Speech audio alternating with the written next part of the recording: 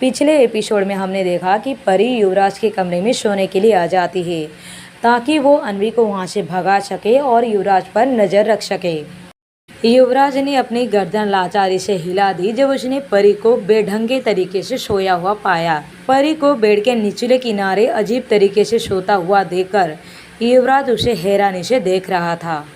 पैर कहीं और थे तो सिर कहीं और। इस लड़की को तो सोना तक नहीं आता।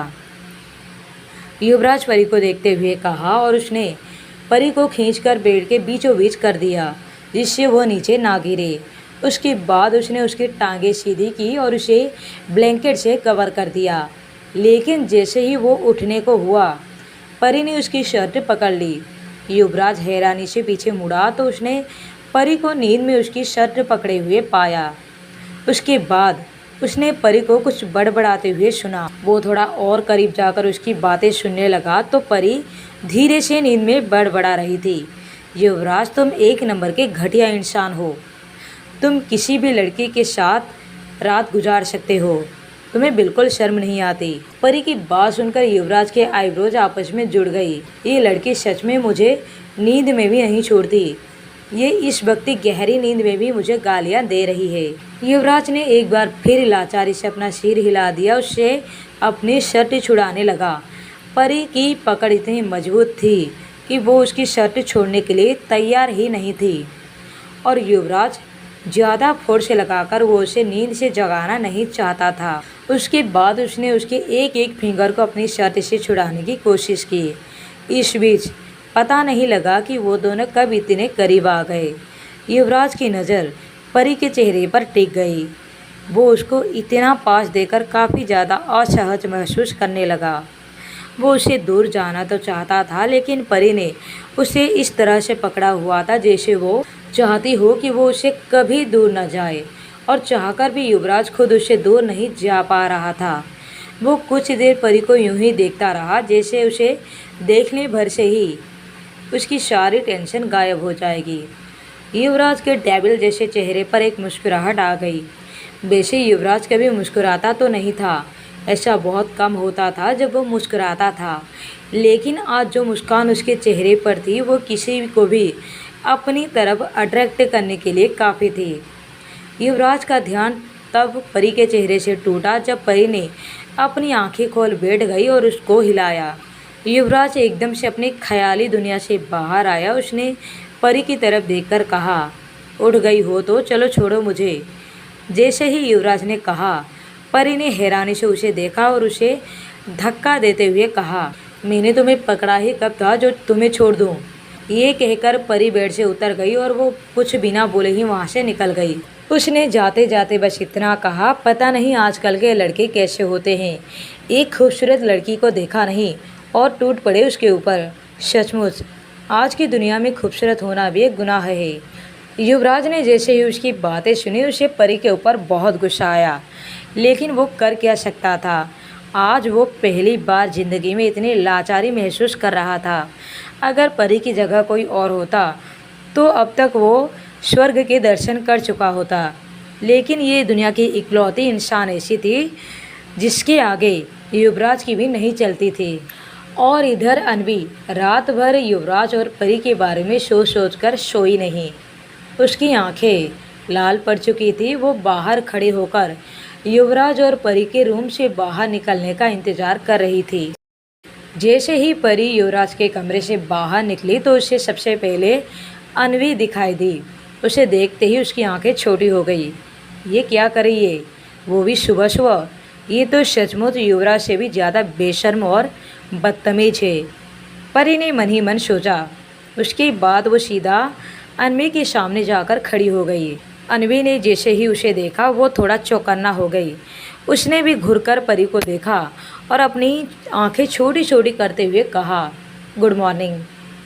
Very good morning Anvi ji, आप सुबह सुबह यहाँ क्यों खड़ी है, कुछ काम है क्या? परी ने अपने दोनों हाथ बांधते हुए पूछा। परी अन्वी की लाल आंखों को देखकर समझ गई कि वो पूरी रात सो नहीं पाई। अन्वी ने परी की बात का जवाब देते हुए कहा, हाँ वो मुझे युवराज से कुछ काम था। फिर इसे युवराज, परी ने दांत चबाते हुए कहा। उसको अब बहुत ज़्यादा गुस्सा आ रहा था। ये लड़की युवराज का पीछा इतनी आसानी से छोड़ने वाली नहीं है। लगता है मुझे ही कुछ करना पड़ेगा।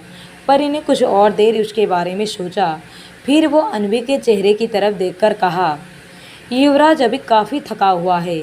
वो इस वक्त किसी से नहीं मिलना चाहता।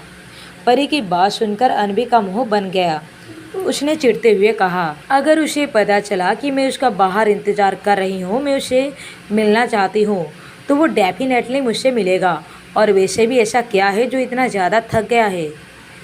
अनवी की बातों को सुनकर परी थोड़ा मुस्कुराई और उसकी बात का जवाब देते हुए कहा, लगता है आप अभी तक सिंगल है। आपको पता नहीं, जब एक गर्लफ्रेंड और बॉयफ्रेंड एक रूम में पूरी रात साथ हो तो वो क्या चीज़ करके थक जाते हैं। और बात रही युवराज की, ये कहकर परी थोड़ा मुस्कुराई और उसने अपनी बात को जारी रखते हुए कहा, युवराज तो काफ़ी नॉटी है। सचमुच उसने मुझे कल पूरी रात ठीक से सोने नहीं दिया।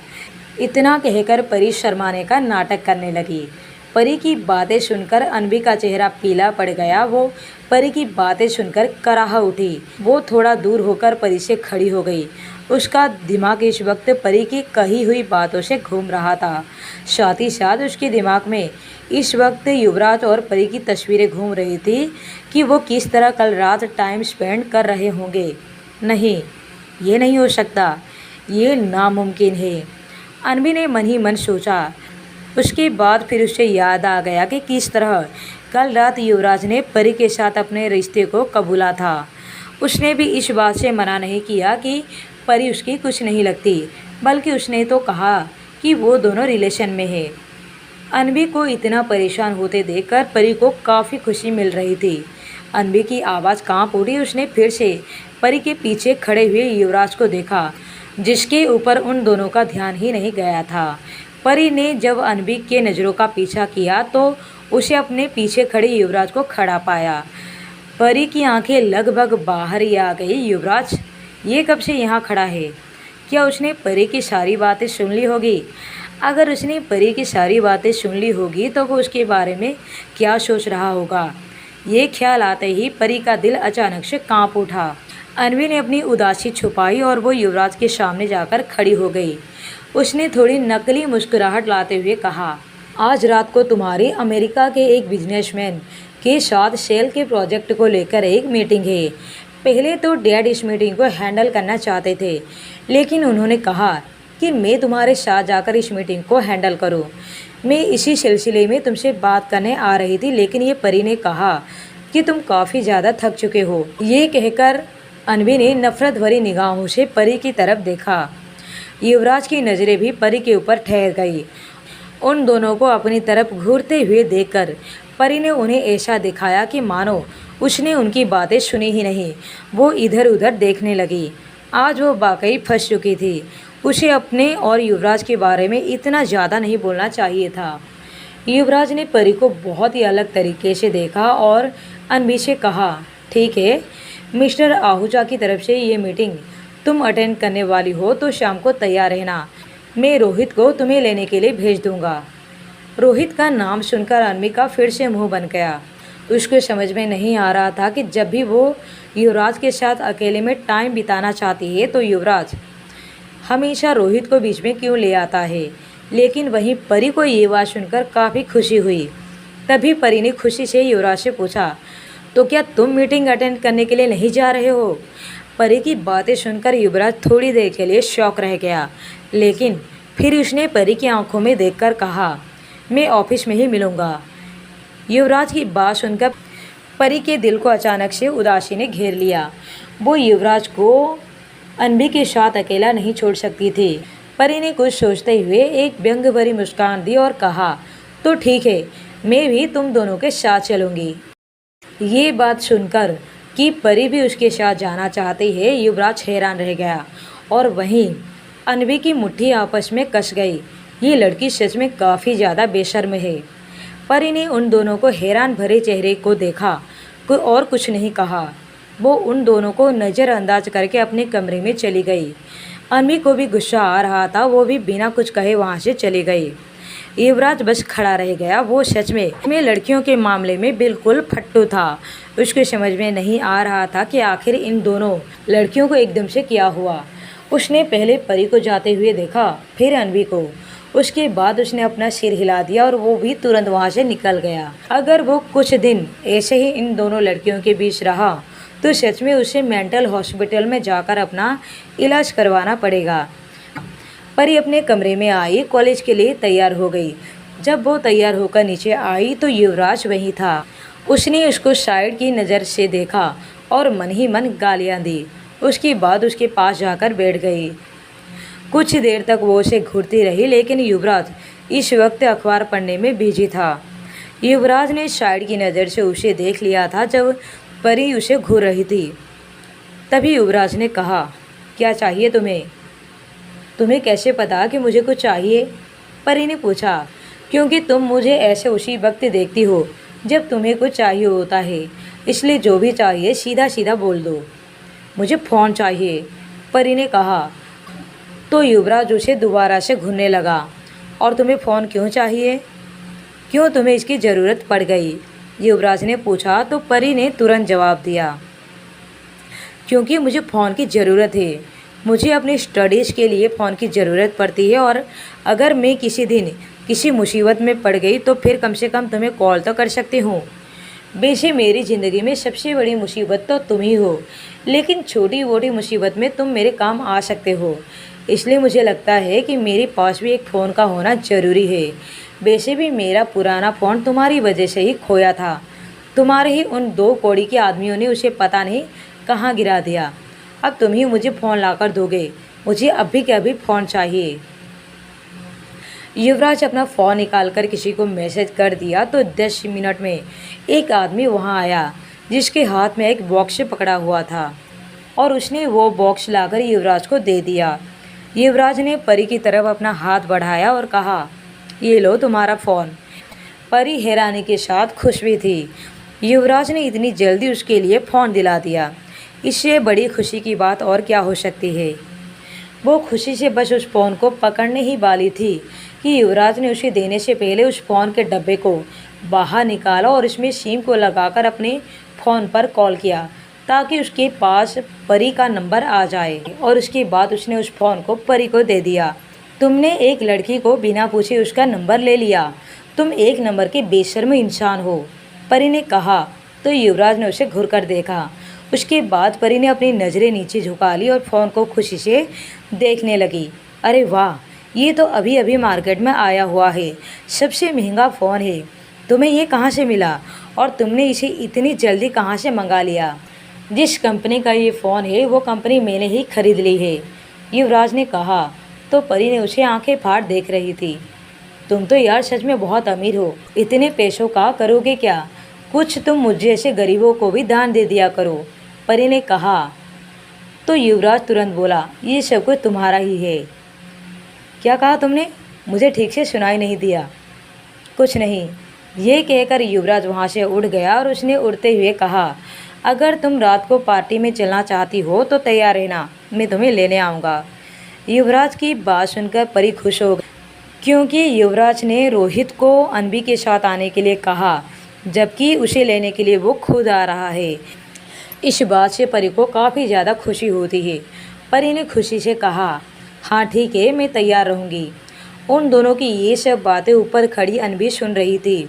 युवराज सच में उसको बिल्कुल पसंद नहीं करता था, क्योंकि उसने उसे रोहित के साथ आने के लिए कहा था, जबकि इस लड़की को वो खुद आकर पार्टी में ले जाएगा।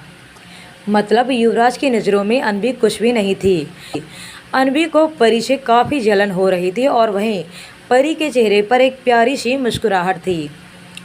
परी ने फ़ोन को चारों तरफ से देखा। उसने कैमरा निकालकर उसमें अपनी एक प्यारी सी फ़ोटो खींची, जिसे अपने फ़ोन के वॉलपेपर पर लगा दिया। परी जब कॉलेज पहुंची तो उसने रिया और तनु को भी फ़ोन दिखाया। फ़ोन को देखकर वो भी शॉक्ड थे, क्योंकि वो कोई आम फ़ोन नहीं था। अरे वाह, तुम्हारी तो लॉटरी लग गई, ये तो सच में काफ़ी अच्छा फ़ोन है, रिया ने तारीफ़ करते हुए कहा। रिया और तनु परी का फ़ोन लगातार देखे जा रही थी, और उन्होंने कम से कम 100 से ज़्यादा फ़ोटोज़ क्लिक कर ली। परी का बॉडीगार्ड, जो कि उसके पीछे ही खड़ा हुआ था, वो उनकी हरकतें देखकर काफ़ी ज़्यादा परेशान हो चुका था। उसे समझ में नहीं आ रहा था कि वो अपना सर कौन सी दीवार पर टकराए, लेकिन वो इसमें कुछ कर भी नहीं सकता था। वो अपनी बॉस के ऑर्डर को फॉलो करने के सिवाय और कुछ नहीं कर सकता था। उसको तब जाकर चैन आया जब रिया और तनु परी से अलग हुए, अपने अपने क्लास में गए।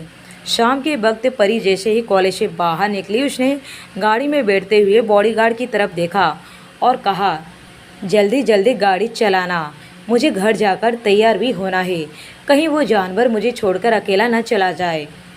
बॉडीगार्ड उसकी बात को सुनकर हैरान था। उसने कुछ नहीं कहा, उसने बस उसकी बात को सुनकर अपनी गर्दन हाँ में हिला दिया। कुछ देर जाने के बाद उनकी गाड़ी ट्रैफिक में फंस गई थी और ट्रैफिक इतना ज़्यादा था कि कुछ देर के बाद आसमान में भी अंधेरा होने लगा था। परी को अब ये टेंशन होने लगी थी कि कहीं युवराज उसे छोड़कर चला ना जाए। उसने अपना फ़ोन निकाला और युवराज का नंबर देखा और उसे मैसेज करते हुए लिखा, तुम कहाँ हो। काफ़ी देर तक परी युवराज के मैसेज को वेट करती रही, लेकिन कोई रिप्लाई नहीं आया। ये देखकर परी का मुंह गुस्से से लाल हो गया। कुछ देर के बाद उसे युवराज का मैसेज आया, मैं अभी ऑफिस में ही हूँ, जिसे देखकर उसे थोड़ा सुकून महसूस हुआ। तभी उनकी कार ट्रैफिक से बाहर आ गई। जैसे ही गाड़ी घर के पास पहुँची, परी जल्दी से उतर गई और वो खुशी खुशी उछलते हुए घर के अंदर आ गई। घर के अंदर आई तो उसने देखा अनवी सोफे पर बैठी हुई है। अनवी ने एक ब्लैक कलर की बहुत ही महंगी ड्रेस पहनी हुई थी, जिसमें नीचे की तरफ काफ़ी लंबा कट बना हुआ था, जिससे वो काफ़ी ज़्यादा मॉडर्न और खूबसूरत लग रही थी। उसने अपने बालों का बन बनाया हुआ था और आंखों में हल्की सी काजल भी लगाई हुई थी। मेकअप के साथ वो बहुत सुंदर लग रही थी। परी को उसे देखकर काफ़ी ज़्यादा अजीब लगा, क्योंकि उसके पास कपड़े तो बहुत है, लेकिन पार्टी में जाने के लायक कपड़ा नहीं है। युवराज ने उसे महंगे से महंगे कपड़े दिए हुए थे, लेकिन वो सब कॉलेज और घर पे पहनने के लायक थे, पार्टी में पहन के जाने लायक नहीं थे। अनवी ने परी को देख लिया। उसने परी को देखकर प्यारी सी स्माइल की और कहा, क्या हुआ, तुम मेरी ब्यूटी को देखकर हैरान हो गई ना। तुम्हें कहीं इस चीज़ का डर तो नहीं कि युवराज तुम्हें छोड़कर मेरे पास ना आ जाए। जैसे ही अनवी की बात पूरी हुई, परी ने उसे घुरकर देखा और अपनी मुंह दूसरी तरफ घुमाते हुए कहा, तुम चाहे जितनी भी सुंदर हो, लेकिन युवराज तो मेरा ही रहेगा। उसके बाद परी वहाँ से पैर पटकती हुई चली गई। अनवी उसकी आवाज़ सुनकर काफ़ी ज़्यादा जलन महसूस कर रही थी। उतने में ही रोहित वहाँ आया और उसने अनवी की तरफ देखकर कहा, चलिए मैडम। और युवराज, युवराज कहाँ है? अनवी ने पूछा। वो अभी ऑफिस में ही है, वो थोड़े लेट में आएंगे। उन्होंने कहा है कि आपको पार्टी में पहले जाना चाहिए, क्योंकि आपको वहाँ पर जाकर सब ज़रूरी काम करने हैं, इसलिए मैं आपको लेने आया हूँ। अनवी ने अपनी गर्दन हाँ में हिला दी और उसके बाद उसने उस तरफ देखा जिस तरफ से परी गई हुई थी। उसके बाद वो रोहित के साथ चली गई। पता नहीं उसके दिमाग में आज क्या चल रहा था, वो काफ़ी ज़्यादा खुश थी। बाहर अंधेरा हो चुका था। युवराज घर आया। उसने राधा आंटी को परी को बुलाने के लिए भेजा।